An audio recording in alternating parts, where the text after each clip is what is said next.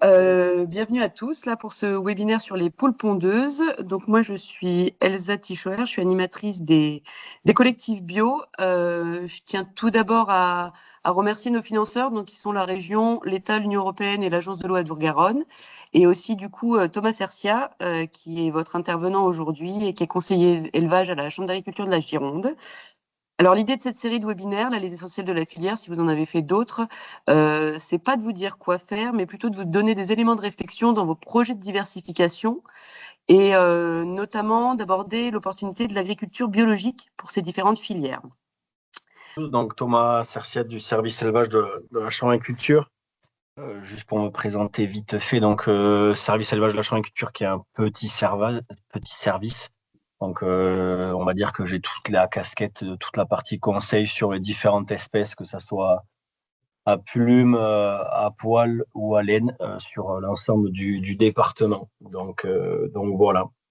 Webinaire poule pondeuse. Le but de ce webinaire, c'est vous présenter un petit peu, voilà, ce qu'on peut retrouver en termes d'opportunités sur la poule pondeuse, sur le département et puis au niveau régional et national. Surtout, n'hésitez pas à poser des questions. Je n'ai pas envie de discuter pendant 1 heure tout seul. Donc, si vous avez des questions, n'hésitez surtout pas. Le but, c'est que ce soit le plus d'échanges possible. Donc, on va démarrer, mais on va démarrer comme... donc, moi, je fais énormément de rendez-vous diversification aujourd'hui auprès de viticulteurs qui cherchent à se diversifier par différents ateliers, principalement d'élevage. Actuellement, beaucoup d'ateliers ont pour projet poule pondeuse. C'est quelque chose qui est un peu à la mode. On le voit aussi parce qu'il y a quand même une grosse demande sur de l'œuf. Je pense que vous voyez aussi bien que moi, les rayons sont majoritairement vides dans les magasins. On va en parler un petit peu. Voilà, donc ça, c'est quelque chose qu'on voit énormément comme demande sur de la réflexion sur d'un atelier de diversification auprès de viticulteurs. C'est un peu l'atelier qu'on présente de plus en plus auprès de viticulteurs. Un des avantages aussi par rapport à d'autres ateliers, c'est en termes de surface disponible. Mais voilà, on va en parler un petit peu tout au long de l'heure. Donc voilà, différents programmes sur la partie implantation au niveau de la filière en Nouvelle-Aquitaine et au niveau national. On voit que, comme je disais, qu'il y avait un problème de disponibilité un peu lié vraiment à la grippe aviaire et les différents placements de bâtiments. Voilà. Ensuite, après, on va parler un peu de comment créer un atelier de volaille, mais c'est vraiment toutes les clés pour n'importe quel producteur qui doit démarrer d'un point de vue administratif, réglementaire. Voilà, ça, c'est très important à prendre en compte. Et en plus, c'est toutes les bonnes questions à se poser parce que vous allez voir sur la poule pondeuse, il y a différents systèmes, il y a différentes possibilités de mettre en place des poules pondeuses. Est-ce que je pars dans un système d'intégration? Est-ce que je pars dans un système circuit court, circuit long? Enfin, voilà, toutes ces choses-là à se poser comme question pour vraiment savoir ce que vous voulez faire et l'adapter au mieux à votre exploitation. Parce que l'essentiel de ce webinaire, c'est vraiment avoir les clés, les grandes lignes. Mais dans tous les cas, pour n'importe quel projet, il faudra rentrer dans les détails et voir un petit peu au cas par cas ce qu'on peut faire chez vous, ce qui est possible de faire et surtout ce que vous avez envie de faire. Voilà. Un petit peu sur le règlement technique, principalement lié sur la certification bio, parce qu'aujourd'hui, l'entrée bio, elle se fait aussi dans l'aspect conventionnel, c'est-à-dire que la partie technique sur la réglementation en densité de bâtiment, en densité de parcours, on va dire que dans un système circuit court, mais vous allez être bio, vous allez tous être bio. Voilà. Donc aujourd'hui, c'est vraiment l'intérêt de cette réglementation que vous devez savoir, c'est la réglementation bio. Ensuite, c'est les différents modèles de production, principalement qui vont être entre le circuit long et le circuit court, qui va vous différencier. Vous aurez peut-être plus un attrait sur du circuit court, mais on va aussi parler du circuit long et des différentes possibilités que vous pouvez avoir. Voilà. Et ensuite, c'est vraiment les clés, c'est toutes ces petites questions qu'il faut se poser, toutes ces petites interrogations, et puis aussi tous ces freins que vous pouvez avoir et qu'il faut lever avant de démarrer un atelier de diversification parce que vous avez une activité déjà, vous êtes déjà peut-être viticulteur et donc vous avez déjà du temps qui est peut-être pas forcément trop disponible. Voilà, toutes ces questions-là qu'il faut vraiment se poser avant de démarrer un atelier de diversification et principalement sur un atelier d'élevage où dès qu'on parle d'élevage, on rentre dans une astreinte qui est journalière. Donc du 1er janvier jusqu'au 31 décembre, vous avez des poules à nourrir et des œufs à ramasser. Donc, il faut bien prendre ça en compte. Donc voilà, on va démarrer par un petit point sur la filière. Surtout, n'hésitez pas, on aura un temps d'échange à chaque fois pour poser vos questions. Un petit point sur la filière bio. Aujourd'hui, c'est une filière voilà, qui était en perte un peu de vitesse, mais depuis 2024, on voit qu'il y a beaucoup plus de mise en place en volaille bio. On a aussi beaucoup de débouchés sur la partie vente directe. Aujourd'hui, en système bio, c'est vraiment quelque chose qui est très tourné aussi sur la partie vente directe, surtout sur nos secteurs à nous. On a un marché national qui était en plein essor, mais ça sur l'œuf en général, parce que c'est un œuf de qualité, un aliment sain, peu cher, c'est là où on va chercher la protéine. Et c'est vraiment quelque chose qui est très demandé. Vous pouvez le voir aujourd'hui dans tous les magasins, on est un peu en pénurie d'œufs. Ça, c'est un vrai problème. Par contre, il faut faire attention, c'est que cette pénurie, elle va amener à avoir un surcroît de production au vu de ce qu'on entend et au vu de ce qu'on voit surtout dans les quantités de bâtiments qui sont en train de se construire chez nos amis bretons, normands, vendéens. D'ici 2-3 ans, on risque d'avoir un volume de production qui sera quand même très largement couvert. Donc attention à ça. On risque plus d'avoir aussi un problème aussi sur l'approvisionnement en poulettes parce qu'on a de moins en moins de producteurs de poulettes prêtes à pondre. Et là, on va quand même peut-être avoir un petit frein là-dessus. Donc attention au niveau national et régional sur la production d'œufs. D'ici peu de temps, on risque d'avoir beaucoup de bâtiments en place et donc également un volume conséquent d'œufs sur le marché. Là, c'est vraiment sur du système circuit long, national, avec des gros bâtiments, un système, ce qu'on appelle intégration. On va voir exactement ce que c'est après, mais voilà. Ça, c'est vraiment la tendance du marché aujourd'hui au niveau national et régional. Si on voit un petit peu sur le département, on était un département viticole, on est un petit département d'élevage en général, ce qui veut dire qu'on a ses atouts et ses contraintes. On a pas forcément d'opérateurs qui soient vraiment présents sur le département, que ça soit en bio ou en conventionnel. Bien entendu, aujourd'hui, une coopérative qui se trouve sur un département limitrophe, comme Terre du Sud, comme Sud-Ouest Aliments, est tout à fait capable de vous faire du bio comme du conventionnel. Mais aujourd'hui, ces coopératives et ces organismes de producteurs, on ne les a pas sur le département, on les a sur les départements limitrophes. Eux, ils sont en recherche. Ils sont en recherche de producteurs parce que ils cherchent également un peu à étendre leur panel de production parce que vous vous souvenez tous, on a parlé de grippe aviaire. On avait des problèmes sur des zonages où on a des densités de population de bâtiments, de population de poules pondeuses, de volailles à un certain endroit, qui fait que quand ça pète à un endroit, tout pète. Donc le fait d'étaler un petit peu ces bâtiments sur d'autres départements où il n'y a pas forcément de producteurs, ça arrange ces coopératives parce qu'elles obtiennent petit peu une garantie sur des volumes en cas de grippe aviaire. Voilà. Donc aujourd'hui, on a quand même pas mal d'organisations de producteurs et de coopératives qui cherchent du bâtiment à mettre en place sur la Gironde. D'autant plus que la Gironde, c'est un secteur un petit peu après phare pour eux, parce que beaucoup de reventes de produits d'œufs se font sur le marché bordelais.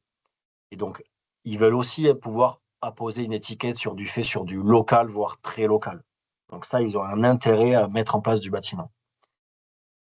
Après, nous, actuellement, majoritairement, les outils de poule pondeuse qu'on a, c'est majoritairement des systèmes en petit atelier, avec ou pas de centre d'emballage, et une commercialisation exclusivement en circuit court, en vente directe, à MAP, marché, mais qui alimente principalement la partie locale. Donc, du gros bâtiment, on en a très peu sur le département. Par contre, on a de plus en plus de petits producteurs qui essayent de se développer et qui sont en place.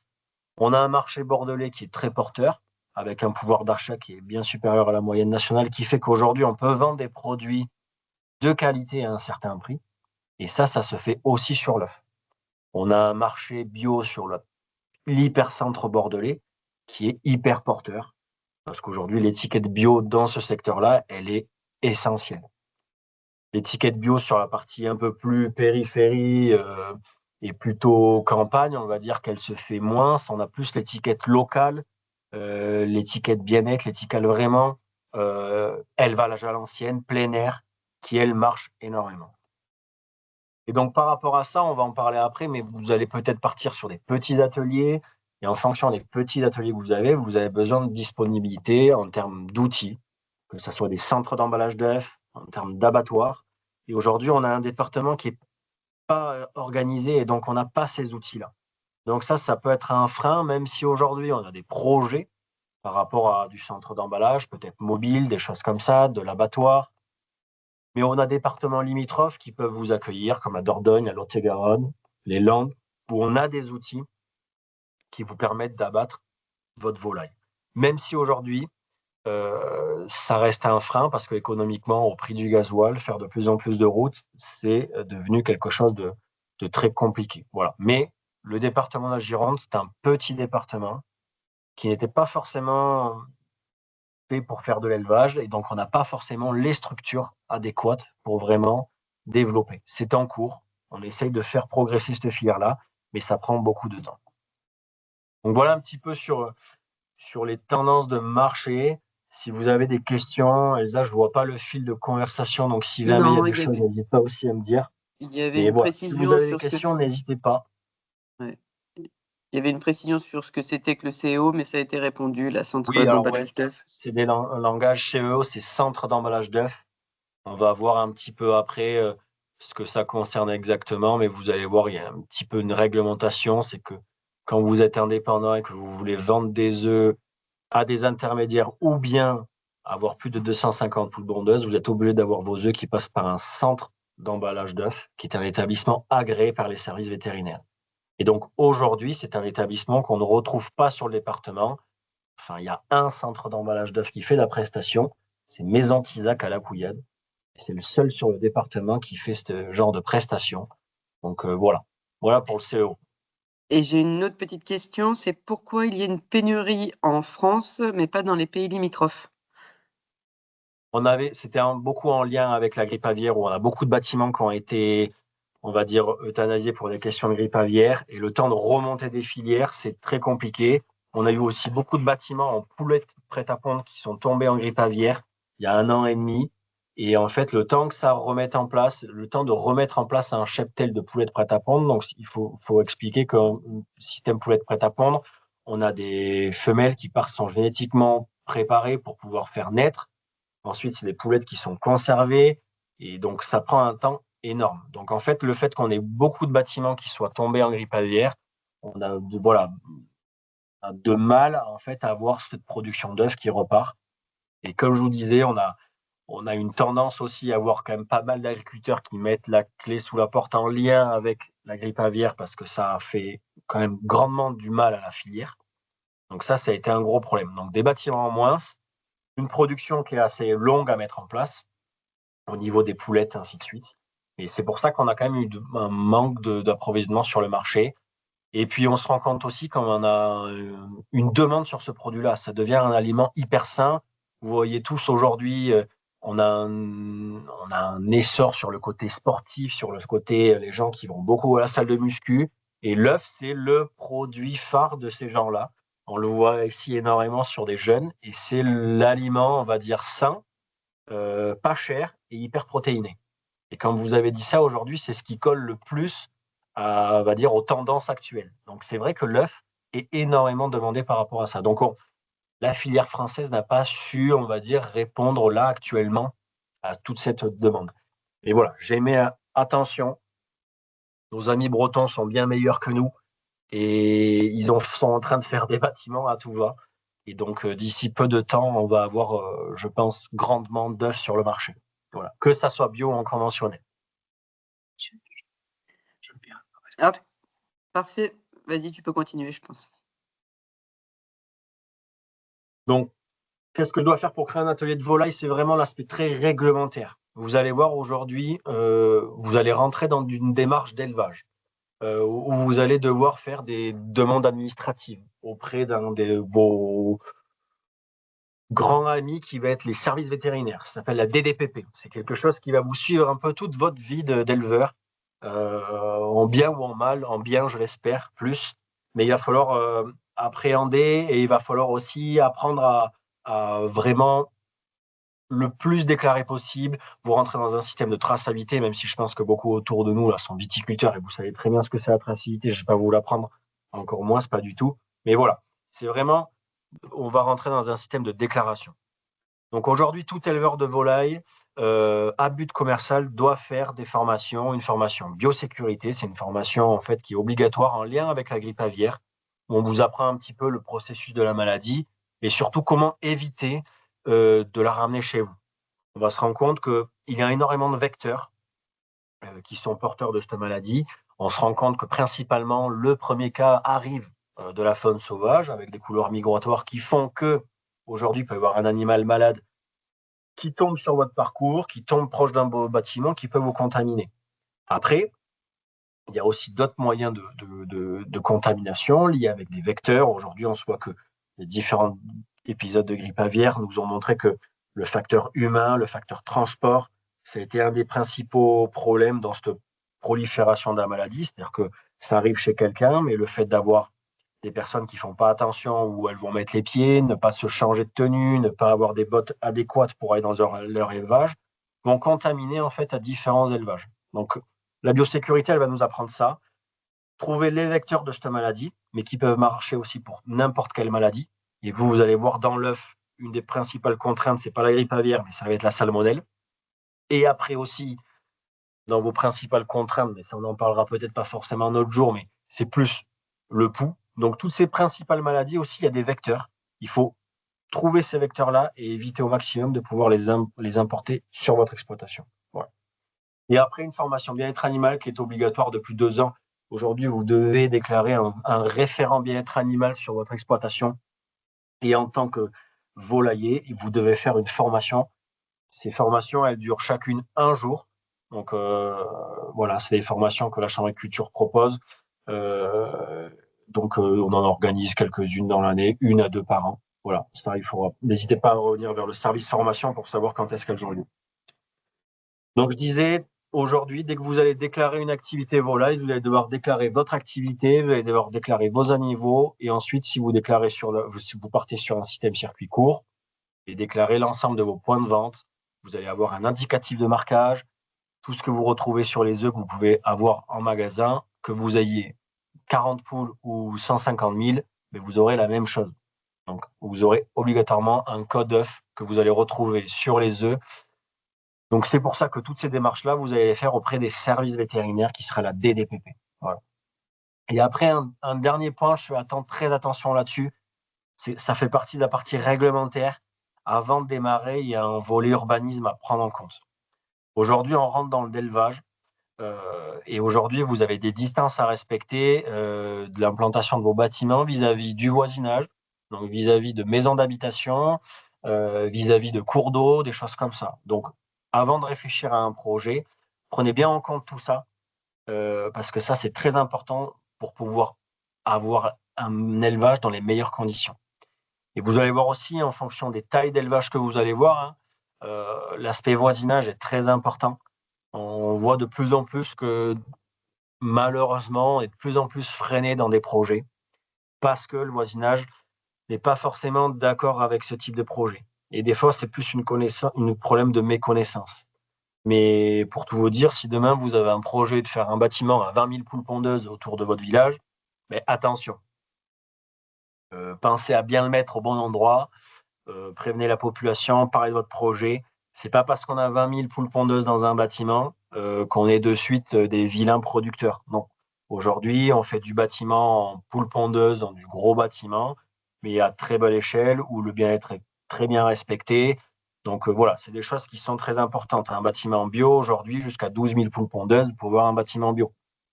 Donc ça, c'est important. Donc, mais l'aspect voisinage est hyper important, et surtout sur la mise en place de votre bâtiment. J'ai mis une diapo, vous pourrez la garder, mais ça, c'est les distances vraiment à prendre en compte. C'est vraiment que vous ayez une idée. On ne va pas le détailler là aujourd'hui, mais c'est vraiment que vous ayez une idée en tête de là où placer vos bâtiments. Ça, c'est hyper important. Donc voilà par rapport à ça. Est-ce que vous avez des questions sur cette partie-là? J'ai rien dans le fil de la conversation. N'hésitez pas à poser vos questions en direct, à ouvrir vos micros.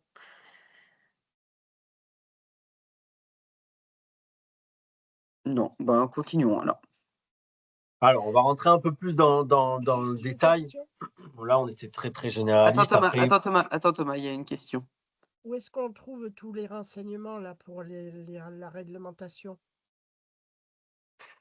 Alors, la réglementation, Elsa, moi, je pourrais vous la transférer, mais vous allez voir un petit peu dans ce qu'on va parler après, il y a un petit peu de détails, mais après, moi, je pourrais vous envoyer des documents sur de la réglementation qui reprend un petit peu toute la partie déclaration et toute la partie après installation aussi.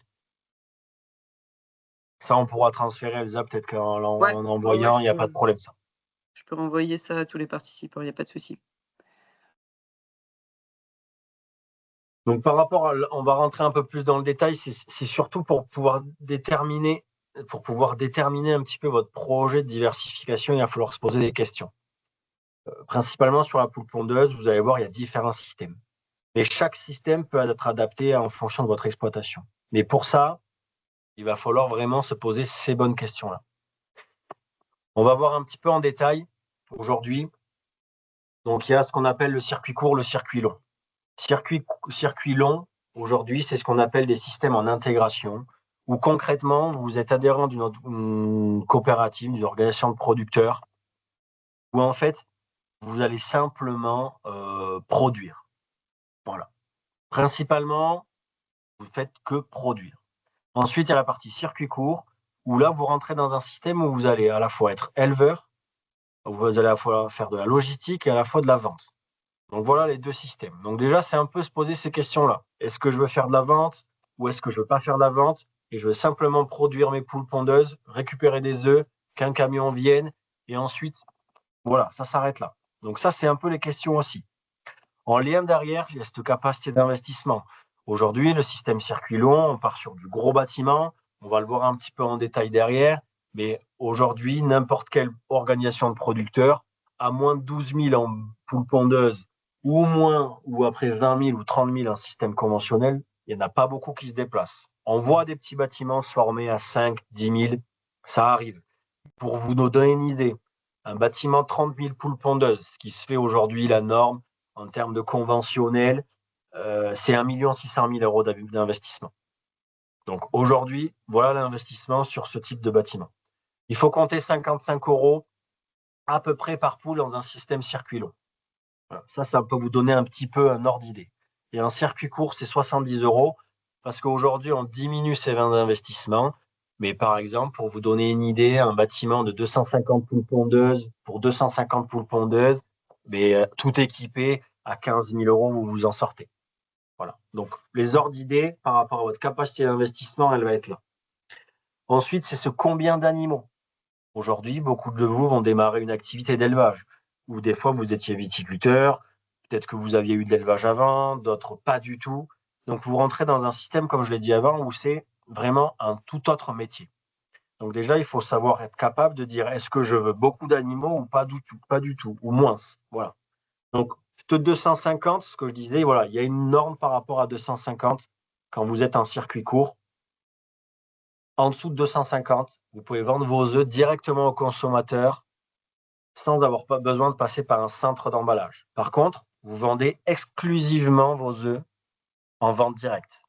Ce qui veut dire que c'est que de l'accueil de la ferme, des AMAP, colportation, voilà, ça s'arrête directement là. En fait, il ne faut pas qu'il y ait d'intermédiaire entre vous et le consommateur.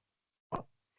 Dès qu'il y a un intermédiaire entre vous et le consommateur, ou que vous voulez avoir plus de 250 poules pondeuses, il faut faire un centre d'emballage d'œufs.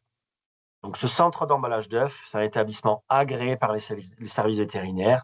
On dépose un dossier d'agrément auprès des services vétérinaires qui le valide, qui vous donne un numéro d'agrément. Et en fait, c'est comme ça que vous avez votre centre d'emballage. Jusqu'à présent, un centre d'emballage, en fait, c'était des établissements qui étaient agréés et qui n'avaient pas forcément de différence entre que vous ayez 350 poules pondeuses ou 1 million. Donc, en fait, l'exigence sanitaire a été un peu compliquée pour des petits élevages. Et aujourd'hui, il y a de la réglementation qui a changé avec une flexibilité et des agréments qui sont, on va dire, adaptés et allégés à des petits systèmes de production. Voilà. Et ensuite, après, c'est la surface. On va le voir après, on a une diapo, on va reprendre un petit peu cette référence technique. Et aujourd'hui, il faut compter en termes de surface, en termes de parcours, dans des systèmes plein air, que ce soit bio ou plein air, 4 mètres carrés par volaille. Ce qui fait dire que là, vous avez un peu cet ordre d'idée. Un atelier de 250 poules pondeuses, ça fait 1000 mètres carrés. C'est pas grand-chose. en termes de parcours. Alors, il y a la surface aussi disponible à côté pour pouvoir avoir du bâtiment, pour avoir un petit peu de stockage d'aliments, des choses comme ça. Mais cette surface, des fois, en tant que viticulteur, on est appelé sur des rendez-vous où on nous dit, bon, ben voilà, moi, j'ai que 3 hectares à disposition. À ce moment-là, on ne peut pas faire un bâtiment où il y a 25 000 poules pondeuses.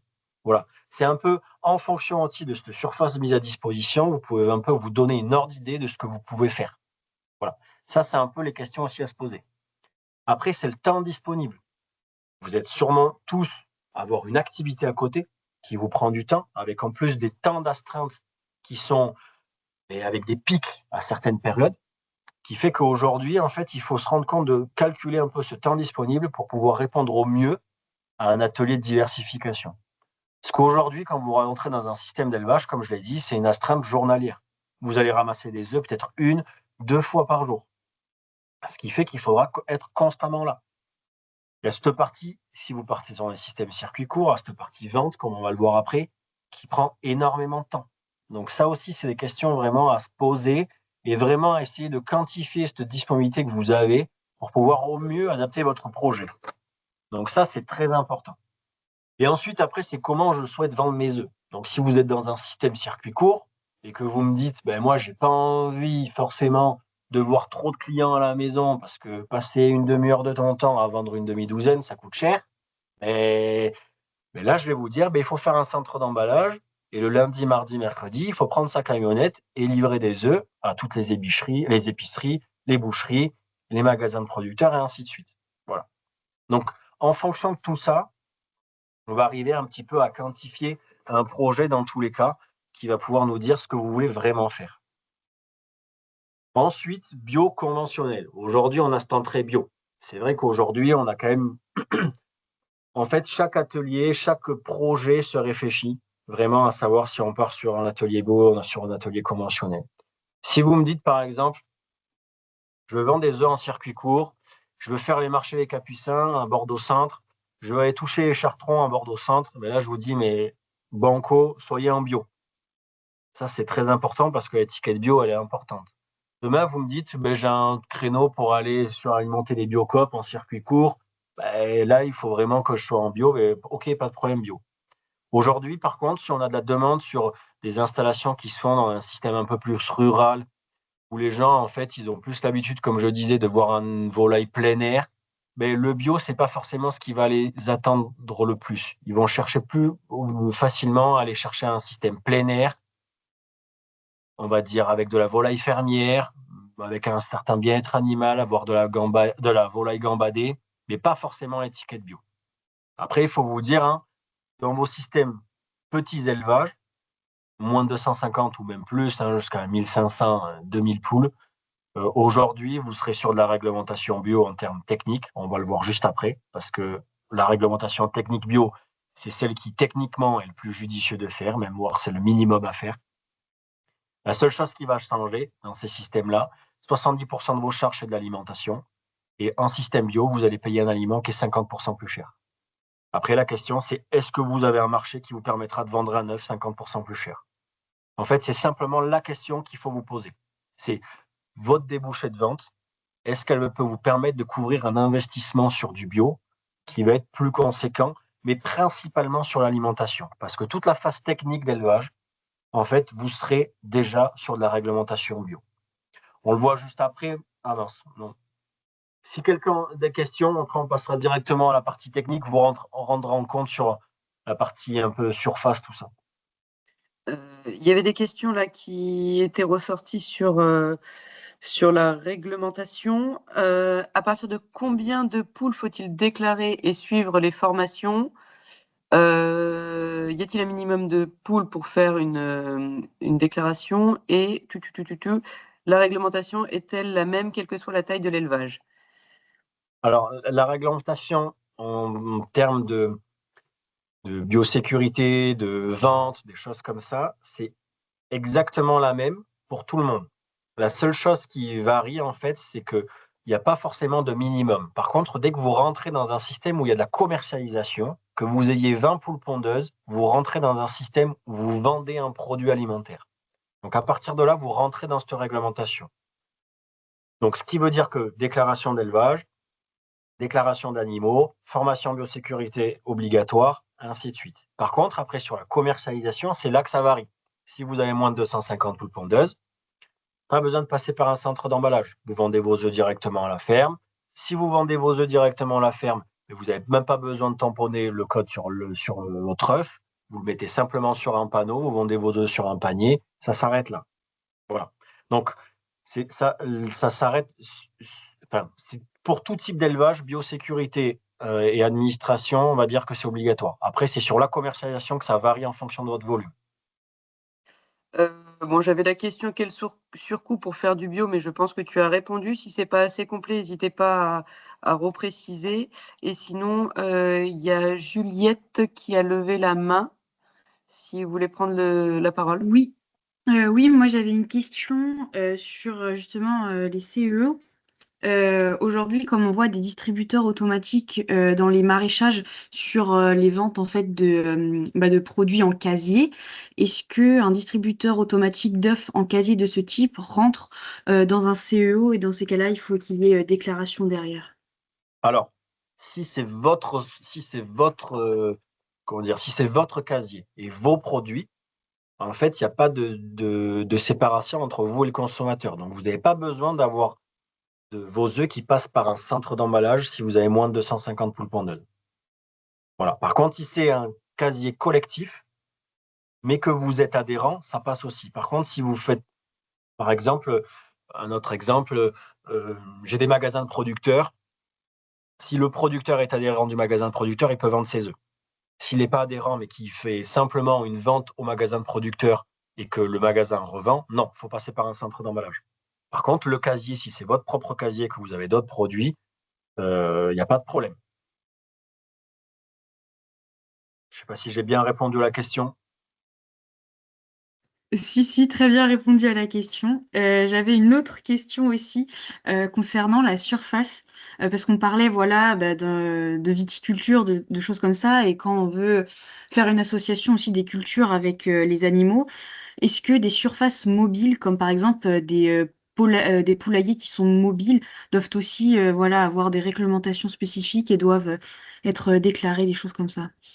Alors, c'est vrai que je n'en ai pas parlé tout à l'heure dans la partie urbanisme, mais en fait, que ça soit un bâtiment fixe ou un bâtiment mobile, s'il y a plus de 20 mètres carrés à la surface foncière, il y a besoin d'avoir un permis de construire. C'est-à-dire qu'aujourd'hui, vous avez un bâtiment poule pondeuse mobile de 25 mètres carrés, c'est permis de construire.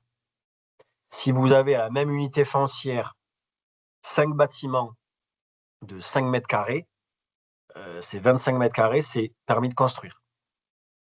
Un bâtiment mobile, quand vous faites une dépôt de permis de construire, vous allez établir sur la surface l'ensemble des différents positionnements où il pourrait aller. Ça reste très administratif, hein. On n'est pas obligé de ça de respecter à la lettre, mais dans le permis de construire, c'est ce que vous faites. Bâtiment mobile, et vous allez positionner différents points sur lesquels vous allez mettre votre bâtiment. Donc même dans les vignes, vous pouvez disposer d'un bâtiment mobile. Alors après, on va parler aussi après d'un bâtiment mobile, parce qu'aujourd'hui, il y a un essor sur du bâtiment mobile qu'on appelle mobile, mais qui va sur la route, qui est homologué pour pouvoir déposer n'importe où. Et il y a le bâtiment mobile classique qui fait 3-4 mètres de large, qu'on peut simplement déplacer sur une parcelle. Voilà, ça, on va en parler un petit peu en détail après. Mais au niveau urbanisme, dès qu'il y a plus de 20 mètres carrés, c'est permis de construire. En dessous, c'est une déclaration préalable. Du coup, un bâti de 20 mètres carrés, ça représente combien de poules? Et en fonction de la certification, voilà. Mais aujourd'hui, bio, ça va faire, on va voir les chiffres en tête, par exemple. En fait, c'est ça. Là, aujourd'hui, on a l'ensemble des chiffres sur la partie réglementation par rapport, on va dire, l'aspect bio et plein air conventionnel. Comme je disais tout à l'heure, en fait, si vous décidez de partir sur du plein air et que vous décidez de partir sur un petit système circuit court avec du petit bâtiment, moi, je vous conseille fortement de prendre la réglementation du bio. Parce qu'aujourd'hui, techniquement, c'est ce qui est le plus judicieux à faire. Et vous allez même dire 4 mètres carrés par poule dans un système, 250, ça fait 1000 mètres carrés. ça va vite être compliqué, ça va vite devenir dégueulasse. Donc, plus vous avez de surface, mieux c'est. Dans un système vigne, vous pouvez très bien apposer ces surfaces-là, même au sein de la vigne. Vous mettez les bâtiments en rangée de vigne et vous mettez du filet mobile et vous déplacez, vous faites vos surfaces qui correspondent à votre nombre de poules et puis vous pouvez très bien faire ça. Donc Elsa, ta question par rapport à ça, voilà, on est à 6 mètres carrés par poule, enfin 6 poules par mètre carré, pardon, dans le système bâtiment.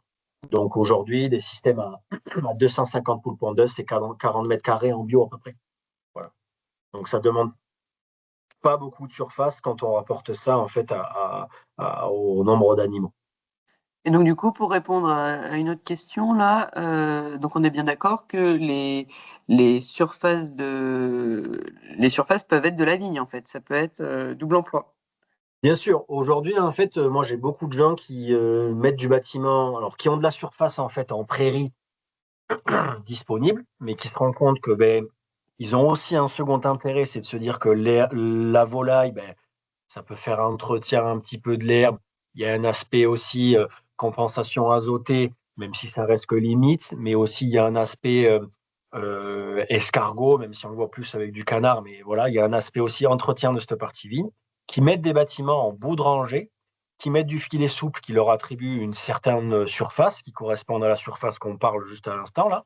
Et en fait, ils mettent du bâtiment en bout de rangée et ils déplacent leur bâtiment, d'où le principe du bâtiment mobile, en fonction de la disponibilité qu'on peut leur offrir au sein de la surface en vigne. Et aujourd'hui, vous avez des gens qui mettent de la volaille dans les vignes de octobre jusqu'à février, il n'y a pas de problème. Et après, le reste du temps, vous déplacez votre bâtiment sur une zone de prairie où là, elles peuvent passer l'hiver entier à cet endroit-là. Donc là, c'est tout à fait possible de mettre un bâtiment en bout de rangée de vigne et de faire parcourir vos volailles à l'intérieur. Bon, bien sûr, bien entendu, d'octobre à février. Voilà. Ça, c'est plus pour des questions de traitement, de choses comme ça qui font qu'on va éviter. Donc voilà un petit peu par rapport à la réglementation aujourd'hui. C'est un petit peu ce que vous pouvez vous mettre en tête par rapport aux surfaces. Donc on est sur 4 mètres carrés par poule. En termes de densité à bâtiment, on a 6 poules par mètre carré en bio, 9 poules en bâtiment, on va dire, conventionnel. Sur les tailles de lot, aujourd'hui, en conventionnel, on n'a pas de limite. Sur la taille du bio, on a 3000 par poule. Quand je dis lot, ce n'est pas forcément de bâtiment. Aujourd'hui, dans des bâtiments conséquents de poules pondeuses bio qui sont de 12 000, en fait, c'est 4 lots à l'intérieur avec des séparations, mais on peut monter jusqu'à 12 000. Et ensuite, après, il y a des vraiment en bio sur ce respect en fait de quantité de perchoirs, de quantité de litières qui sont importantes à respecter quand vous faites du bâtiment. Et ça, c'est une question ça, c'est des choses à respecter, que vous achetiez du bâtiment ou que vous le fassiez aussi vous-même. Parce qu'on va en parler un petit peu après, dans des systèmes circuits courts, on a beaucoup de gens qui font leur propre bâtiment. Et tant que vous respectez, en fait, ces normes-là, il n'y a pas de souci, vous pouvez faire ce que vous voulez. Après, c'est plus un point de vue technique, où demain, l'utilisation du bois dans une construction de petits bâtiments, il faut faire très attention, parce que dans des petits systèmes, ce qui va vous embêter le plus souvent, c'est le pouls. Et pour nettoyer et désinfecter un bâtiment avec du pouls, c'est très compliqué. Donc voilà, c'est plus un choix de matière après qu'il faut voir. Et donc l'alimentation, dans ce qu'on parlait, ce qui va être un petit peu la grosse différence d'un système bio d'un système conventionnel, c'est cette partie alimentation, car 70 à 80% des charges dans un système poule pondeuse est liée à l'alimentation. Et aujourd'hui, on voit qu'un aliment conventionnel par un aliment est inférieur de 40 à 50%. Voilà. Donc il faut compter ce prix-là de différence par rapport à un système conventionnel. Et donc pour revenir un petit peu à l'aspect sanitaire et l'aspect biosécurité, quand vous démarrez une bande, vous rentrez des poulettes prêtes à pondre dans un système classique qui ont 17, 18, 19 semaines. Elles vont rester à votre convenance, peut-être 90 semaines, 100 semaines, voire plus. À la fin de chaque bande, vous allez réformer vos animaux. Là, c'est pareil, c'est à la convenance de tout le monde. Soit vous avez des animaux à l'abattoir, soit vous amenez des animaux directement en transformation, soit vous vendez de la poulette de réforme. Ça, c'est n'importe personne. Enfin, vous pouvez faire ce que vous voulez. Ça, il n'y a pas de problème réglementaire. Par contre, vous devez par la suite, à la fin de la dernière volaille partie, faire ce qu'on appelle un vide sanitaire. Donc, vous allez faire un nettoyage désinfection de votre bâtiment, qui est très, très important, à l'endroit où vous avez votre bâtiment, nettoyer, bien désinfecter, Et ensuite, vous allez se faire ce qu'on appelle ce vide sanitaire. Et ce vide sanitaire, c'est que tout simplement, on laisse vide le bâtiment et les parcours pendant X temps avant de replacer de la volaille. Voilà. Donc ça, c'est très important. Dans votre aspect biosécurité, ça va être une des principales choses que vous allez mettre en place qui va vous contraindre par rapport à votre système d'exploitation. Parce qu'après, il va falloir organiser toute votre logistique de production. On va en parler un petit peu après, mais quand vous avez qu'un seul bâtiment et que vous devez faire un vide sanitaire, mais pendant X temps, vous n'avez plus d'œufs à la vente. Donc attention à ça, c'est pour ça que les gens, un petit système, partent plus facilement des fois sur 2 bâtiments avec des âges différents pour pouvoir avoir à un moment donné que la moitié de la production, mais avoir quand même toujours des œufs à la vente. Voilà. Donc voilà, tout ça, c'est des choses qu'il faut prendre en compte sur la partie réglementaire. Et sur la partie surface, ça vous donne un petit peu une idée de ce que vous avez besoin en termes de surface pour pouvoir faire un projet poule pondeuse sur les surfaces que vous avez à disposition. Voilà. Est-ce qu'il y a des questions par rapport à ça? Je laisse ce tableau si quelqu'un veut voir en même temps. Non, il y avait une petite question sur est-ce que les poules mangent les raisins dans les vignes? En fait, comme je disais, c'est qu'on va principalement mettre de la volaille en fait de octobre à février. Donc justement pour qu'on ait une période dans laquelle la vigne n'ait pas forcément trop de production. Le but, c'est vraiment qu'on s'occupe du sol. Et il ne vaut mieux éviter qu'il y ait autre chose en haut parce que concrètement, je pense que la poule commencerait à vraiment à picorer s'il y a du raisin. Mais d'un point de vue technique, la poule dans les vignes elle resterait principalement que l'hiver, quoi. Et du coup, il y a une question aussi sur le cycle de vie d'une poule pondeuse. Combien de temps elle est opérationnelle? Voilà. En fait, aujourd'hui, si vous prenez une poule pondeuse, elle pourrait rester 4-5 ans en production. Une poule, ça suit le cycle de la luminosité. C'est pour ça que des fois, dans des gros bâtiments, quand vous partez dans des systèmes d'intégration avec l'investissement sur du gros bâtiment, vous avez un système vous avez un système de lumière. C'est-à-dire que, en fait, l'hiver, la poule, il faut qu'elle ait une quantité de lumière pour pouvoir avoir un taux de ponte qui soit lissé. Mais sinon, en règle générale, si on avait la poule en libre service dehors, on va dire qu'elle pourrait rester 4-5 ans en production. Par contre, après, vous, dans vos systèmes de production, même si c'est du petit atelier, aujourd'hui, il y a une question simple que vous allez pouvoir répondre tout seul, c'est que vous allez avoir une courbe de quantité d'aliments que vous allez donner à un certain prix. Et avoir ensuite, après, un taux de ponte. Et plus vous avez votre bande qui commence à vieillir, plus vous avez ce taux de ponte qui chute. Par contre, vous avez une quantité d'aliments que vous donnez toujours à un certain prix. Donc, au bout d'un moment, vous arrivez à la croisée des chemins et là, il vous faut dire, je donne trop d'aliments et j'ai peut-être plus que, je dis une bêtise, mais 40-50% de ponte. Et là, ça ne va plus. Donc là, à ce moment donné, il faut vous dire stop, je réforme ma bande et j'en prends une nouvelle. Alors après, vous verrez, si vous décidez de partir sur du petit système, vous n'allez pas forcément investir dans un système de luminosité parce que ce n'est pas forcément judicieux. Et puis peut-être que vous allez accepter tout simplement qu'il y ait des variations de taux de ponte en fonction de l'année. Par exemple, pendant l'hiver, vous avez des poules qui pondent moins parce qu'il y a moins de luminosité. Elles commencent à se faire les plumes, ainsi de suite. Par contre, au printemps, il faut que ça reparte. Donc si ça ne repart pas, c'est qu'il y a un problème ou bien c'est que la bande est trop vieille. Donc, c'est plus accepter qu'il y ait des variations de ponte, mais sinon, en termes généraux, on va dire que des systèmes classiques, c'est des bandes qui vont rester entre 1 an et demi et 2 ans, grand maximum. Ok. Et est-ce qu'il faut leur donner des compléments alimentaires en plus du parcours? Alors aujourd'hui, en fait, classiquement, comme je disais, hein, c'est que vous avez un système qui est basé dans ces systèmes-là à 70-80% de charge sur de l'aliment. Aujourd'hui, même si vous avez de la volaille en système plein air avec des parcours, vous pouvez aussi aménager vos parcours. Tous les jours, il faudra nourrir de la volaille avec un aliment qui est complet. Soit vous achetez un aliment tout fait, qui est fait par des coopératives, des structures, des vendeurs d'aliments. Vous achetez des sacs, vous achetez du big bag, vous achetez du vrac, ou c'est des aliments qui sont faits exprès pour de la poule pondeuse. Vous en donnez à peu près entre 150 et 200 grammes par jour par poule. Voilà, ça fait une certaine quantité. C'est-à-dire que pour vous donner un ordre d'idée, ça va correspondre peut-être entre 10 et 12 tonnes d'aliments par an pour un système à 250 poules pondeuses. Donc, ça fait quand même de l'aliment. Donc, ça, c'est quand même quelque chose d'obligatoire dans un système ponte. Soit vous achetez votre aliment, ou soit si vous avez une exploitation, ou bien un agriculteur qui fait son propre aliment, qui fait des céréales, du maïs, du pois, des choses comme ça, vous pouvez aussi faire votre propre aliment.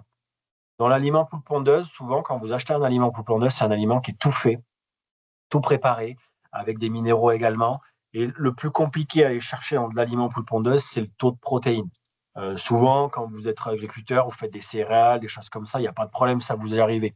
Mais aller chercher la protéine, c'est souvent là le plus compliqué. Voilà.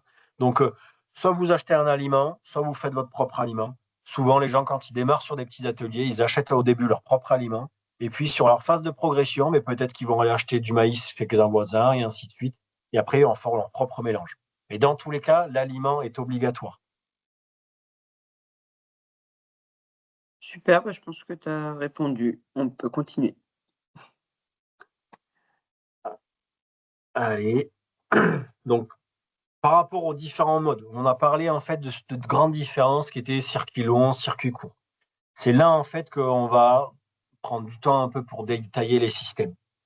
Aujourd'hui, quand on parle de circuit long, c'est ce que je disais tout à l'heure, c'est quand vous rentrez dans un système où vous rentrez avec une coopérative ou une organisation de producteurs qui va vous mettre en place de la volaille, qui va vous amener pratiquement l'aliment, qui va vous donner le fournisseur de bâtiment pour lequel il faut construire. Il y a un camion qui va venir, qui ramassera les œufs tous les jours ou tous les 2 jours, et vous, votre travail s'arrête là. Voilà. Vous avez juste à suivre votre bande de volailles, et ça ne va pas plus loin. Donc ça, c'est vraiment le système circuit long. Comme je disais tout à l'heure, c'est des systèmes où les coopératives aujourd'hui cherchent du bâtiment. Elles cherchent à mettre en place du bâtiment pour un peu étaler leur système de production et un peu répondre aussi à la demande du manque d'œufs qu'on peut retrouver au niveau régional et au niveau départemental. Voilà. Donc il y a un fort attrait pour ces coopératives. Il y a un fort attrait pour ces coopératives et ces organisations producteurs pour la partie conventionnelle. Donc c'est plus sur l'aspect plein air. Aujourd'hui, on n'a pas d'intérêt à partir sur du système, on va dire, qu'on appelle industriel, sans parcours. Aujourd'hui, il n'y a pas de mise en place de bâtiments. C'est soit du bio, soit du conventionnel. Un système plein air avec ce qu'on a. Vous avez une question? Allez-y. Je ne pense pas. Ouais, je suis pas sûr. Je vais couper. Donc, principalement bio, conventionnel sur l'implantation de bâtiments, sur de grosses structures. Comme je vous disais aujourd'hui, un système conventionnel, c'est 10 000, 20 000, 30 000 poules pondeuses dans un bâtiment. Pour rappel, une ordre d'idée, le gros, c'est l'investissement. 30 000 poules pondeuses, c'est 1 600 000 € d'investissement. Donc voilà, ça c'est vraiment le gros frein sur ces ateliers-là, c'est que l'investissement est très conséquent. On a des bâtiments qui sont, mais on reprend un petit peu sur les normes de densité, que ça soit en conventionnel, si vous avez que même 9 poules au mètre carré, sur les bâtiments à 30 000, il faut 1000 ou 1200 mètres carrés de bâtiment pour pouvoir loger vos poules. Et on reprend aussi ce qu'on disait au début par rapport à l'urbanisme, mettre un bâtiment de 1200 mètres carrés de poules pondeuses autour des voisins, attention. Donc voilà, ce genre de projet, tout ça, c'est faire attention où on les implante. Mais il y a quand même de la demande. Aujourd'hui, il y a une forte demande de ces organismes de producteurs pour avoir ce type de bâtiment et pour pouvoir développer leur production et surtout avoir une production un peu plus localisée. Aujourd'hui, on a des coopératives sur Lot-et-Garonne, sur les Landes, qui ont des centres d'emballage où là, vous allez avoir des camions qui vont prendre vos œufs chez vous, les amener vers leur centre d'emballage et repartir vers les grandes surfaces girondines. C'est ça qu'ils cherchent à faire. Donc voilà un petit peu ce circuit long. C'est vraiment un des aspects que proposait la système poule pondeuse. Là, vous êtes, comment dire, on vous prend presque la main, où c'est une coopérative qui va vous aiguiller, qui va vous montrer le bâtiment, qui va vous montrer les poules pondeuses.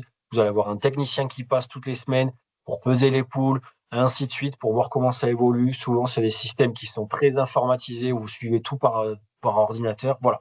Ça, c'est vraiment le système circuit long, où, comme je disais, ça demande quand même de la surface conséquente. Aujourd'hui, c'est des bâtiments qui vont vous demander un minimum de 5, 6, 7 hectares pour pouvoir avoir la surface de parcours à disposition. Donc voilà un petit peu le système circuit long par rapport à ce que vous pouvez faire en poule pondeuse. Le système circuit court, c'est ce qu'on retrouve majoritairement sur la partie girondine. C'est ce qui se développe de plus en plus. On a beaucoup de viticulteurs du fait qu'ils ont des petites surfaces à disposition, du fait qu'ils ont aussi des fois certains des produits à vendre. mais ils cherchent à avoir des produits complémentaires, type œufs, des choses comme ça. Donc, c'est quelque chose qui se développe énormément. Et puis, vous avez aussi énormément de demandes sur de la boucherie, sur de l'épicerie, sur du magasin local qui cherche vraiment une alliance locale avec des producteurs pour pouvoir avoir des œufs qui sont à proximité. Et là, c'est vrai qu'on a quand même beaucoup de demandes par rapport à ça. Par contre, là, vous en rentrez dans un système où, comme je disais, c'est je produis et je vends. Et c'est surtout ce je vends qui vous prend énormément de temps. Il faut vous dire que 30% de votre temps va passer sur de la production, 70% de temps sur la partie vente.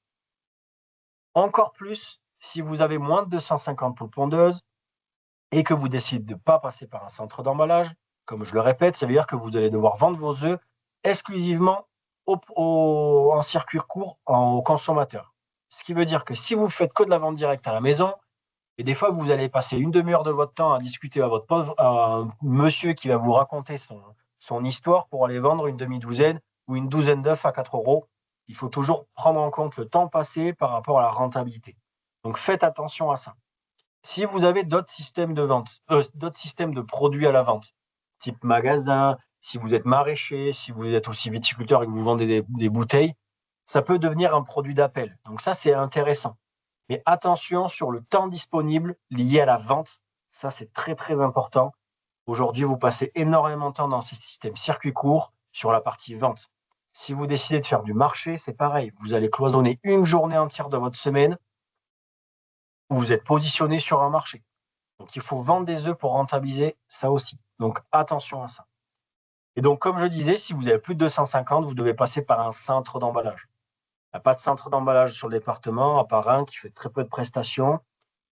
Et là, vous allez devoir faire votre propre centre d'emballage sur place. Donc, aujourd'hui, il y a une flexibilité qui est donnée à ces centres d'emballage. Vous pouvez faire un propre outil sur votre exploitation à moindre coût qui vous permet de mirer, calibrer, parce qu'aujourd'hui, l'étape dans un centre d'emballage, c'est qu'on va aller vérifier qu'il n'y a pas de salmonelle dans l'œuf. Sauf que le souci, c'est qu'on ne peut jamais vérifier ça.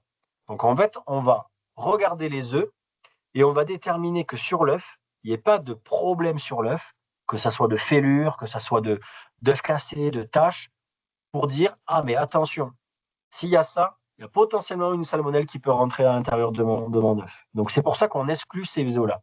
Et ce principe de centre d'emballage, c'est que simplement, on va mirer.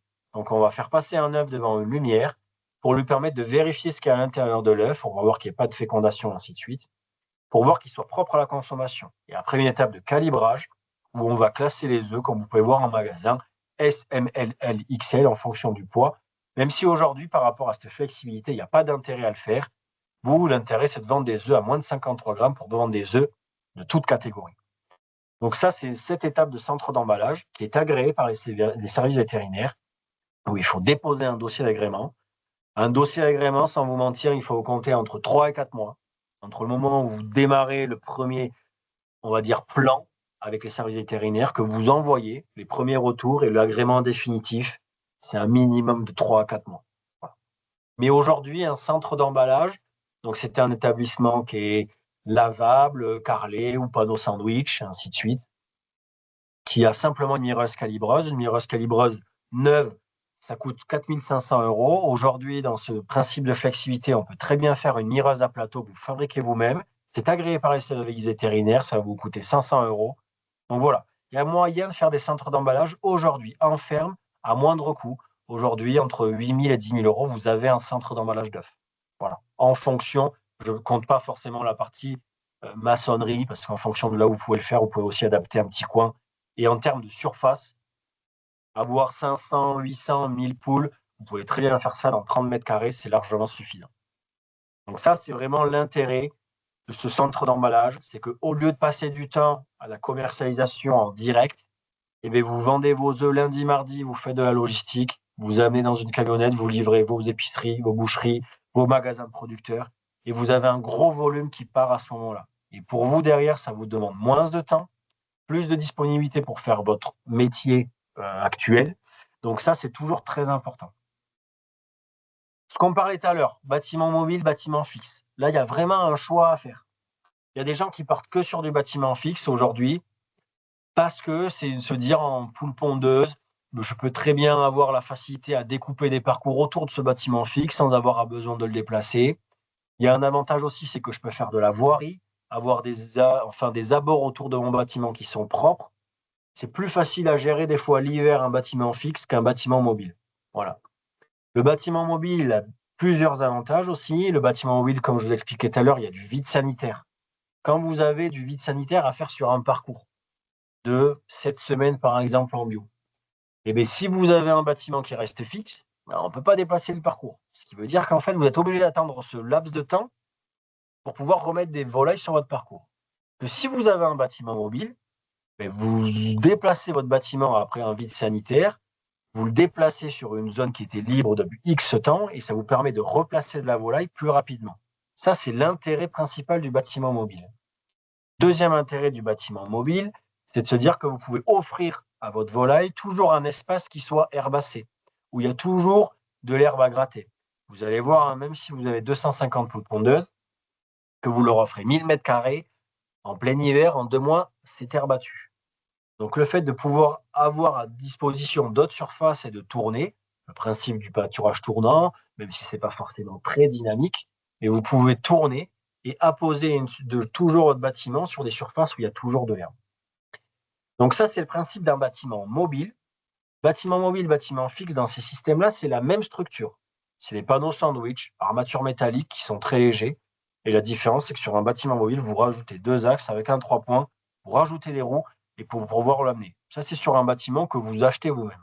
Vous pouvez très bien faire du bâtiment mobile sur une plateforme, je sais pas, sur une ancienne remorque, des choses. Il y en a plein qui font tous des systèmes. Il y a des systèmes qui se font aussi sur patins. Il y a plein de systèmes de construction de bâtiments mobiles aujourd'hui. Et après, aujourd'hui, on voit un nouveau type de bâtiment qui arrive. C'est le bâtiment, ce que j'appelle moi mobile plus plus, c'est-à-dire que c'est le bâtiment qui est homologué pour aller sur la route et qui vous permet d'avoir un bâtiment où tout est équipé à l'intérieur et qui vous pouvez permettre d'aller sur la route et de déplacer votre bâtiment en fonction des zones. Alors ça, c'est des systèmes qu'on voit qui plaît beaucoup aux viticulteurs parce que les viticulteurs qui ont des surfaces à disposition un peu éparses avec des surfaces des surfaces de SAU très morcelées, qui leur permet aussi des fois de déplacer du bâtiment, pas forcément que sur la même unité, mais de prendre la route et de l'amener ailleurs. La seule crainte par rapport à ça que j'ai, moi, c'est l'investissement. Vous êtes sur du bâtiment qui coûte des fois entre 20 000, 25 000, 30 000 euros pour avoir des unités à l'intérieur où il y a 200, 250 poules pondeuses.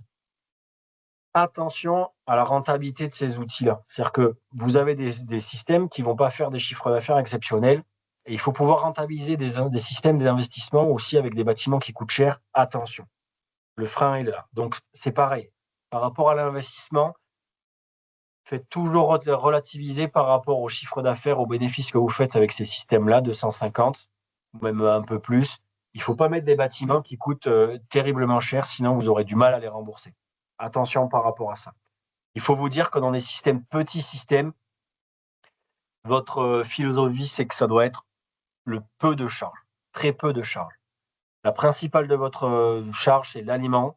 Et le reste, il faut que ce soit des systèmes qui soient peu chargés pour pouvoir essayer de gagner le plus possible. Je mets des guillemets. Donc voilà. Ensuite, comme je le disais, c'est très chronophage dès que vous rentrez dans des systèmes de commercialisation, principalement liés à la vente. Le temps disponible pour ces ateliers de diversification, il faut vraiment le prendre en compte. Aujourd'hui, un atelier où vous avez 250, 500 poules en système circuit court, il faut qu'en 1 heure ou 2 heures, la partie production soit faite. Il ne faut pas que vous preniez plus de temps à ça. Donc, ce qui veut dire qu'il faut bien tout organiser. Il faut bien organiser où je vais mettre mes bâtiments, où je vais mettre mon centre d'emballage, comment y aller, par quel biais je vais l'alimenter, ainsi de suite. Tout ça, c'est un gros travail de réflexion dès le départ pour que votre unité, en fait, elle soit le mieux présentée possible et que ça soit le plus fonctionnel et que vous perdiez le moins de temps. Et après, derrière, vous allez passer beaucoup plus de temps sur de la vente, la logistique et surtout aussi un petit peu de communication. C'est le nerf de la guerre aujourd'hui. Si vous voulez vendre des produits, il faut communiquer. Il faut vraiment que tout soit fait pour que vous puissiez vendre votre produit, que ce soit Facebook, Instagram. Il faut vraiment accentuer là-dessus. C'est pour se démarquer par rapport aux autres. Il faut créer une petite étiquette, une petite marque et vendre vos produits là-dessus. Aujourd'hui, quand vous vendez des œufs, vous vendez aussi une image, une poule qui va dehors, qui gambade, votre tête enfant, parce qu'il y a un gros aspect producteur qui compte. Donc voilà, ça c'est très important de le faire là-dessus. Et puis ensuite, on ne parle pas de prix aujourd'hui. Je n'ai pas voulu mettre de prix parce que c'est très compliqué. Vous allez tous me dire à combien je vends mes œufs. Ça, c'est une question, c'est très compliqué à y répondre parce que vous soyez sur les Chartrons à Bordeaux ou fin fond à la Pouillade, le prix ne sera pas le même. Il faut surtout vous adapter à votre marché. Il faut surtout valoriser votre produit en fonction de ce que il vous coûte. Donc, c'est bien de faire des coûts de production, de voir combien ça vous coûte pour pouvoir le vendre au mieux. Ça, c'est hyper important. Et puis surtout, vous adapter à votre marché, à votre secteur. Faites le tour des marchés, faites le tour des magasins, faites le tour des magasins locaux, des petites épiceries pour voir quel est le prix qui se fait. Et ça ne sert à rien d'être à 1,50 € plus cher ou bien 1,50 € moins cher. Voilà. Donc ça, c'est très important. Pour le prix, il faut que ce soit vous qui le décidiez par rapport à ce qui se fait aux alentours. Et surtout, par à votre coût de production. Voilà un petit peu sur la différence des circuits. Est-ce que vous avez des questions par rapport à ça? Alors, j'ai 2-3 questions là. Si on a un bâtiment mobile et qu'on met au bout des vignes, et s'il y a la grippe aviaire, peut-on quand même vendre les œufs ou doit-on laisser les poules confinées? Comment ça se passe? En fait, aujourd'hui, il y a de la réglementation en fait, sur de la grippe aviaire aujourd'hui. En termes de biosécurité, on va vous l'apprendre aussi. C'est qu'il y a différents zonages qui sont créés en fonction aussi des périodes. Donc, en fonction de la période, aujourd'hui, par exemple, vous avez un risque élevé de grippe aviaire qui est là depuis novembre, qui n'est toujours pas terminé, qui va, je l'espère, se terminer d'ici fin avril, début mai. Et aujourd'hui, en fait, la règle principale, c'est de se dire que toute volaille doit être à l'intérieur des bâtiments. Ça, c'est la règle générale. Par contre, il y a de la dérogation possible en fonction de votre niveau de production, de votre volume de production et de votre système. Dans un système poule-pondeuse, on est ce que vous appelez dans un système autarcique. C'est-à-dire que vous rentrez de la volaille et la seule fin de votre volaille, ça va être la mort ou la vente à des particuliers. Mais il n'y a pas de système, par exemple, comme un système volaille de chair, où vous êtes producteur de poulets qui vont de 1 à 3 semaines, ensuite ça passe par un autre éleveur, et ainsi de suite. Vous êtes ce qu'on appelle un système autarcique. Vous rentrez des animaux, la seule destination, c'est la mort ou la vente aux particuliers. Ce qui veut dire que là, vous avez une dérogation possible. Une dérogation possible aussi sur le fait que vous avez un certain volume. Si vous avez un volume de bâtiment qui est en dessous des 500 mètres carrés, vous pouvez aussi avoir une dérogation. Ce qui veut dire que vous pouvez avoir de la volaille qui va dehors, sous dérogation de bien-être animal, parce que votre volaille ne peut pas avoir un espace assez conséquent à l'intérieur de bâtiment, donc on détermine qu'on est obligé de sortir la volaille. Donc, ce qui veut dire qu'aujourd'hui, dans des petits systèmes, en système plein air, avec des petits systèmes de volume d'activité, mais souvent les gens font des dérogations auprès de leur service vétérinaire, par le biais de leur vétérinaire sanitaire, pour qu'il y ait une dérogation qui soit faite pour que la volaille elle aille dehors. Par contre, si vous êtes dans un bâtiment où il y a 12 000 poules pondeuses, aujourd'hui, que vous soyez en bio, en système plein air, là, par exemple, tout l'hiver, vous avez de la volaille qui reste en bâtiment. Donc, ce qui veut dire que, par exemple, toute la volaille depuis novembre 2025 n'est pas sortie dehors dans des systèmes gros bâtiments. Par contre, dans des petits systèmes, comme je disais, il y a de la dérogation possible en fonction de votre volume d'activité. Donc, vous inquiétez pas par rapport à ça. Concrètement, tous les gens qui ont des petits ateliers de 150, 500, 600 poules pondeuses, on réduit les tailles de parcours, ou bien les gens qui veulent, on met des filets sur des parcours pour réduire le risque, mais on peut quand même sortir de la volaille dehors.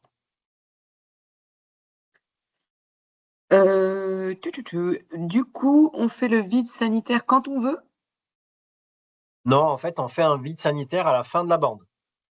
Vous pouvez nettoyer un bâtiment quand vous voulez, quand vous vous apercevez une bande si elle reste 1 an et demi. Souvent, dans des systèmes bâtiments mobiles, vous avez une bande qui reste 1 an et demi. Le bâtiment mobile, il ne va pas rester là 1 an et demi. Le but du mobile, c'est de déplacer. Donc, en fait, peut-être que tous les 3 mois, vous allez déplacer votre bâtiment. À ce moment-là, vous pouvez peut-être un peu curer, nettoyer. Mais il n'y a pas besoin de faire un vide sanitaire à chaque fois. Vous faites un vide sanitaire que quand la bande, elle part. C'est-à-dire qu'en fait, réglementairement, vous rentrez des animaux. Vous allez rentrer dans un bâtiment de 250 poules pondeuses. Au bout d'1 an et demi, vous réformez cette bande. Donc, ces 250 poules pondeuses, elles partent. À partir de là, quand il n'y a plus d'animaux dans le bâtiment, c'est là que vous faites un gros nettoyage, une grosse désinfection, et c'est là que votre vide sanitaire démarre.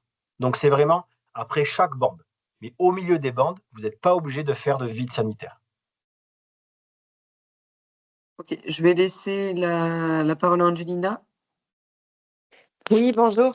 Oui, dans ma question, c'était vu alors je partirais sur un bâtiment fixe, mais si on décide de garder les poules, je sais pas moi, 3, 4 ans, enfin c'est une connerie, mais on peut faire le vide sanitaire du coup que quand il y aura plus du tout de poules.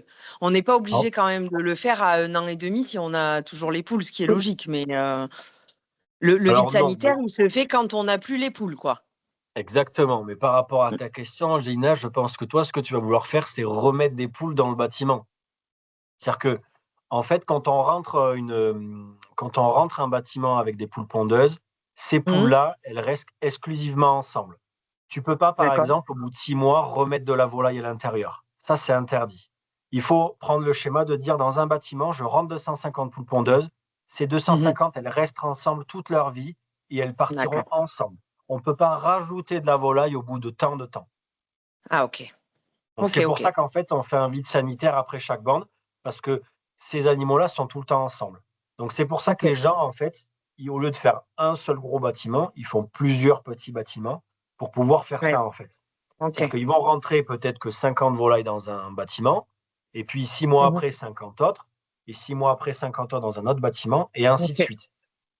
Et par Ok. contre, dans un lot de volailles, elles restent toujours ensemble. Ok. J'ai compris. C'est bon? Merci. Oui. Si moins de 250 poules, peut-on vendre les œufs en boîte ou exclusivement en vrac? Réglementairement, vous devez vendre vos œufs, enfin, vous devez proposer vos œufs en vrac au consommateur et les mettre en boîte devant le consommateur. Ça, c'est la règle. Après, honnêtement, vous faites tous les marchés, ils sont tous déjà en boîte. Mais vous devez connaître la règle, c'est que vous apposez vos œufs dans un panier avec, si c'est à la ferme, vous mettez votre panier avec un panneau avec l'indicatif de marquage, les dates de ponte. Et ensuite, vous avez vos boîtes à côté et vous mettez en boîte devant le client. Ça, c'est vraiment la règle pour la commercialisation moins de 250 à la ferme. Si vous vendez sur le marché, là, vous devez tamponner chaque œuf avec l'indicatif de marquage et pareil, mettre en boîte devant le client. J'ai une question, il y a quelqu'un qui a levé la main, n'hésitez pas à prendre la parole. Oui, bonjour. J'avais une question par rapport à justement les lots de poules. Est-ce que justement sur certains lots, comme vous avez dit tout à l'heure, c'est toujours le même nombre de poules et ils vivent toujours ensemble. Du coup, ça veut dire qu'on ne peut pas mélanger les parcours si on a 2 lots de 50. Forcément, les parcours sont uniques pour chacun de ces lots, c'est ça? Exactement. En fait, vous allez voir dans cette biosécurité, on va vous apprendre comment gérer en fait la partie gestion des parcs. En fait, un bâtiment, un parcours, il faut considérer ça comme une unité de production. Dans cette unité de production, on va retrouver un bâtiment avec un parcours. Ce parcours, il peut bouger, mais par contre, il est exclusif à ce lot de volailles. Donc, ce lot de volailles, elle va rentrer dans un bâtiment avec un parcours, voire différents parcours. Par contre, on ne mélange pas les lots à l'intérieur de ce même parcours. Donc, c'est pour ça qu'il faudra proposer différents parcours pour différents bâtiments. Mais c'est vraiment un lot reste dans un bâtiment avec un parcours. C'est comme on ne mélange pas les espèces à l'intérieur d'un même lot. Vous ne pouvez pas mettre de la volaille pour faire des poules pondeuses et des canards, par exemple. C'est vraiment chaque espèce a un lot et ainsi de suite. J'avais la petite... Ah, Mathilde, allez-y. Oui, bonjour. Moi, c'est une question niveau sanitaire. Du coup, si on part sur moins de 250 poules, on n'a pas de gestion de la salmonelle. Après, on n'a pas d'analyse à faire sur l'aliment ou sur les œufs. Ouais, ça, je ne suis pas rentré en détail parce que, bon, voilà. Réglementairement, quand vous devez faire des analyses salmonelles, vous faites des analyses salmonelles que quand vous avez plus de 250 animaux sur l'exploitation. Je dis bien animaux volontairement, parce qu'en fait, si vous avez 250 poules pondeuses et, je ne sais pas, 200 poulets de chair, ça s'additionne à analyse salmonelle obligatoire. Donc oui, si vous avez moins de 250 poules pondeuses, vous n'avez pas d'analyse salmonelle à faire. Par contre, moi, concrètement, je vous conseille des fois d'en faire parce que vous vendez un œuf directement au consommateur. Une analyse salmonelle, ça coûte 40 euros. C'est ce qu'on appelle des pédichiffonettes ou des boîtes de contact. C'est-à-dire que vous avez des surchaussures que vous marchez dans votre bâtiment, des boîtes de contact avec une un petit peu un gel qui permet de tamponner les bâtiments. Vous envoyez ça au laboratoire, ça coûte, comme j'ai 40-45 €, et vous avez une analyse qui vous dit que vous n'avez pas de salmonelle chez vous. Souvent, quand vous avez des problèmes de diarrhée chez les enfants et choses comme ça, on incrimine en premier l'œuf. Vous voyez souvent qu'il y a des problèmes sanitaires autour de l'œuf. Et alors que vous avez des gens majoritairement qui mettent des œufs au frigo, pas lavés depuis 1 an, et c'est des éponges, les œufs. Donc il faut faire attention à ça. Donc si vous, derrière, vous avez des analyses salmonelles, ben, vous êtes tranquille. Réglementairement, quand vous avez plus de 250 poules pondeuses, c'est des analyses toutes les 8 semaines. Voilà. Donc moi, je conseille des fois aux gens de faire des analyses salmonelles de temps en temps, même si vous avez moins de 250 parce que vous vendez un produit un peu sensible et que ça vous permet devant votre consommateur d'avoir un papier qui vous dit: attendez, moi je suis clean, j'ai pas de problème sanitaire, j'ai pas de salmonelle chez moi.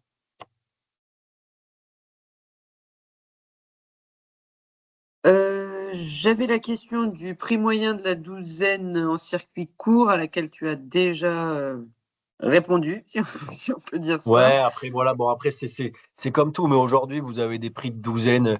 Aujourd'hui, en fait, c'est simple. Pour vous donner des exemples, hein, moi j'ai des gens euh, plutôt dans les zones un peu rurales qui vendent de l'œuf à 30 centimes, donc ça fait 3,50 €, 3,80 € la douzaine. Et des fois, j'ai des gens on va dire, marché Chartron à Bordeaux qui vendent des œufs à 55-60 € 55-60 centimes l'œuf. Donc ça fait des prix qui sont assez très élevés. Donc c'est pour ça qu'aujourd'hui, en moyenne sur le département, dans des systèmes un peu ruraux, on retrouve de l'œuf autour de 35 à 40 centimes. Ça fait des prix des douzaines à 5 €. Voilà, aujourd'hui, la moyenne, c'est 4,50 € la douzaine, 5 € dans les plus chers. Voilà ce qu'on peut retrouver. Mais ça, comme je vous dis, c'est un peu à vous de vous faire ce prix-là, quoi. Après, j'ai une autre question sur trouve-t-on en Gironde des fournisseurs de jeunes poules? Quelle race à conseiller? Est-ce qu'il y a des races plus rustiques que d'autres? Alors oui, sur de la production de poulettes, il y a des races qui sont beaucoup plus rustiques que d'autres. Il y a des races classiques type Lohmann, qui sont la poule rouge que vous pouvez voir un petit peu partout, qui sont des poules très classiques, mais qui sont des races, on va dire, productives. Sinon, après, vous pouvez aller chercher aussi des races qui peuvent vous apporter aussi un aspect commercial différent. Par exemple, il y a l'Azur qui font des œufs bleus, il y a la Marance, des œufs chocolat. Enfin, ça apporte aussi de la vente un peu plus particulière avec des œufs de différentes teintes. Et aussi, ça ramène de la rusticité. Aujourd'hui, vous avez différentes races qui peuvent vous ramener des races plus rustiques, Marans, des choses comme ça, Aquitaine. Enfin, voilà, il y a différentes poules. C'est vrai que les poules, l'avantage, c'est qu'on peut trouver des races à gogo. C'est vraiment très, très large sur la partie rustique. Ça, si vous voulez, on pourrait en parler un peu plus en détail. Je pourrais vous envoyer des données, mais voilà. Sinon, quand vous avez un système classique, vous prenez souvent de la Lohmann. Dans un système classique, vous n'avez pas forcément de producteurs sur le département qui vous font de la poulette prête à pondre. On se fournit beaucoup dans des petits systèmes sur les départements limitrophes, en bio, par exemple Dordogne, ou bien après, ce sont des gens qui viennent aussi de Bretagne ou de Normandie, qui sont des producteurs de poules pondeuses bio, prêtes à pondre. Et après, en conventionnel aussi, vous avez des producteurs Lot-et-Garonne, Landes, où il y a des producteurs qui vous font de la poulette prête à pondre. Voilà. Mais sur notre département, on n'en trouve pas, c'est très rare, ou des toutes petites quantités. Sinon, il faut aller sur les départements limitrophes. Allez-y, là, celui qui a levé la main. Oui, donc du coup, dans le même lot, on peut mettre des races différentes, mais il faut que tu les arrives toutes en même temps. C'est de ce que je En comprends. fait, vous avez une plage de... Vous avez 15 jours. Il y a une date, il y a une dérogation possible sur 15 jours entre les premières rentrées et les dernières rentrées. Donc oui, vous pouvez mettre plusieurs races ensemble, il n'y a pas de souci. Par contre, il faut qu'elles arrivent ensemble et qu'elles repartent ensemble. Alors quand je dis qu'elles repartent ensemble, vous pouvez commencer à faire partir une partie de vos volailles, mais tant que vous n'en rentrez pas, c'est bon.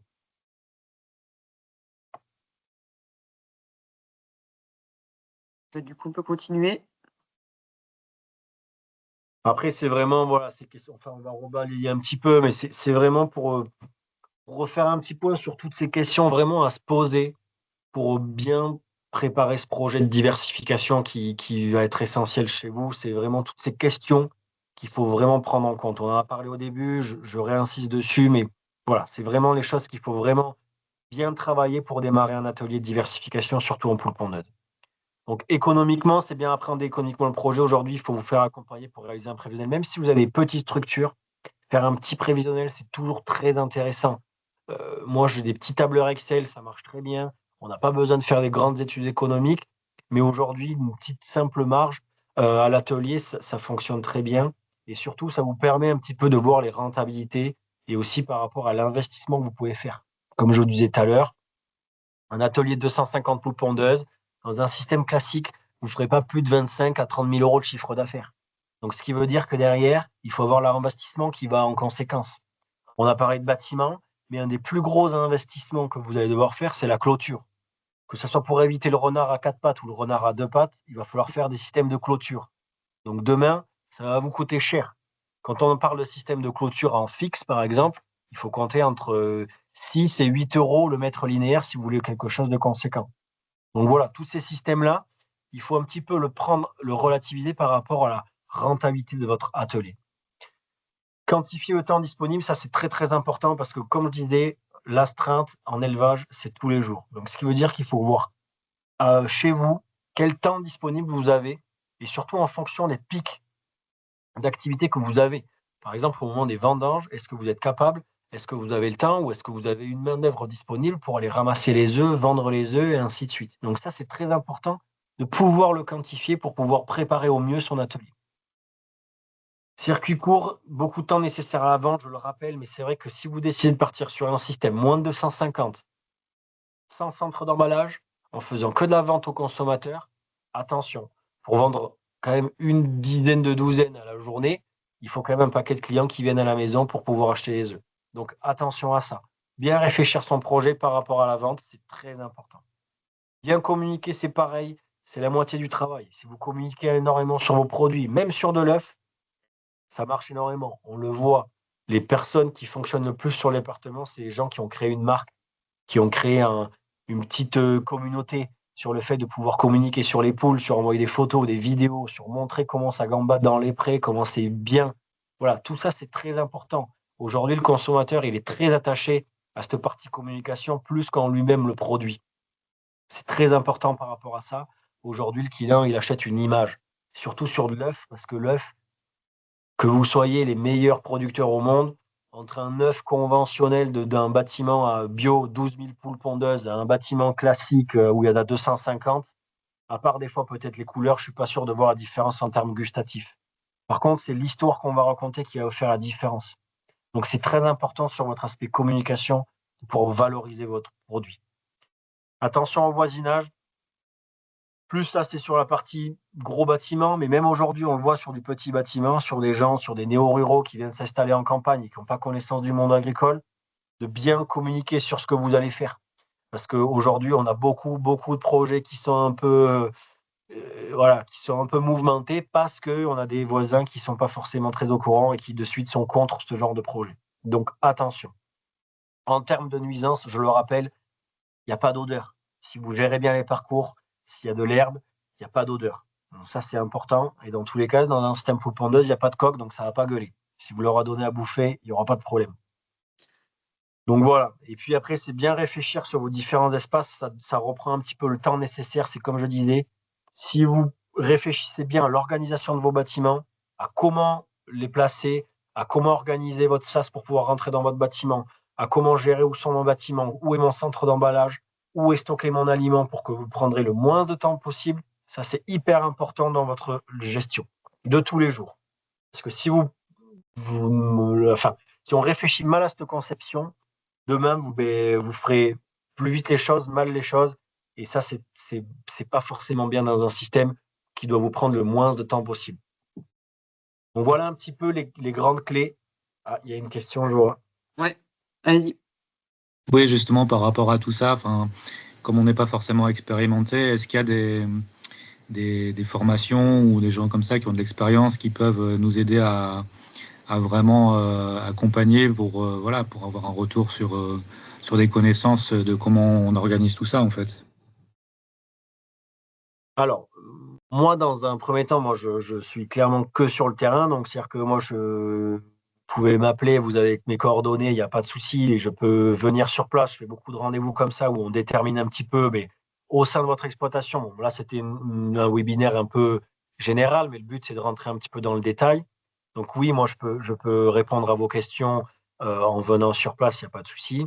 En termes de formation, à part les formations obligatoires, la Chambre d'agriculture, nous, on n'organise pas de formation technique. Après, je sais qu'AgroBio, je sais que fait des formations un petit peu plus, comment dire, d'élevage sur installer mon atelier de poules pondeuses 250. Donc ça, c'est important de voir avec eux. Je sais que c'est des formations qui sont très appréciées, qui vous permettent un petit peu de voir un petit peu en détail, voilà, plus sur un petit atelier, comment mettre en place, comment construire aussi un bâtiment. Voilà, ils font beaucoup de formations comme ça. Donc ça, c'est très intéressant. Il ne faut pas hésiter à se rapprocher d'eux pour aller voir les formations qu'ils proposent. Il y en a des fois dans le département, ou sinon après, ça se met en place sur les départements limitrophes. Je ne sais pas, Elsa, si ça, on aura un petit peu une liste à donner ou les contacts. Il y a Paul Armel qui est là, donc il va pouvoir intervenir et expliquer ce qu'ils font. J'ai juste une petite question avant. Où se fournit-on pour l'alimentation? Quel coût en bio? Quelle surface pour produire soi-même l'alimentation sur sa ferme? Alors, se fournir aujourd'hui à différents fournisseurs d'aliments qui fonctionnent sur le département limitrophe, que ce soit Sud-Ouest Alimentaire du Sud, Païs-Adour. Aujourd'hui, vous pouvez trouver un petit peu différents fournisseurs. En termes de prix d'aliments, aujourd'hui, ça varie. Pour 250 poules, précision. Ouais, pour 250 poules, je me doute bien. Pour 250 poules, aujourd'hui, vous allez trouver un aliment bio, sans dire de conneries, que j'ai pas vu les différents prix, mais je pense qu'aujourd'hui, on va être autour de 580 à 650 € la tonne. Donc voilà. Et ensuite, après, en termes de production, donc je rappelle, on va être à peu près sur 12-15 tonnes d'aliments. Donc après, vous quantifiez par rapport à la production. Mais ce qui n'est pas forcément une terme de surface, c'est plus lié à la disponibilité des cultures que vous allez mettre en place. Aujourd'hui, faire 3 hectares de maïs, ce n'est pas le problème. Mais c'est qu'en fait, sur un aliment poule pondeuse, c'est un aliment, si vous regardez une file d'aliments, il y a quand même beaucoup de la protéine. Donc, en fait, ce qui est compliqué dans la production d'aliments, c'est aller chercher la protéine. Donc, il faut rechercher avec du pois, de la luzerne, peut-être un peu de colza, des choses comme ça. Enfin, c'est des productions qui sont des fois compliquées à mettre en place sur un territoire. Donc, c'est plus ça le problème. Mais en termes de surface, aujourd'hui, sur des petits ateliers de 250 poules pondeuses, ça représente peu de surface. À moins de 5 ou 10 hectares, vous faites quelque chose. Mais après, l'intérêt d'aller produire de l'aliment vous-même pour un atelier à moins de 250, c'est ça où il faut se poser la question. C'est-à-dire que, à moins que vous ayez déjà une surface en céréales où vous vendez des productions, là, c'est pas un problème.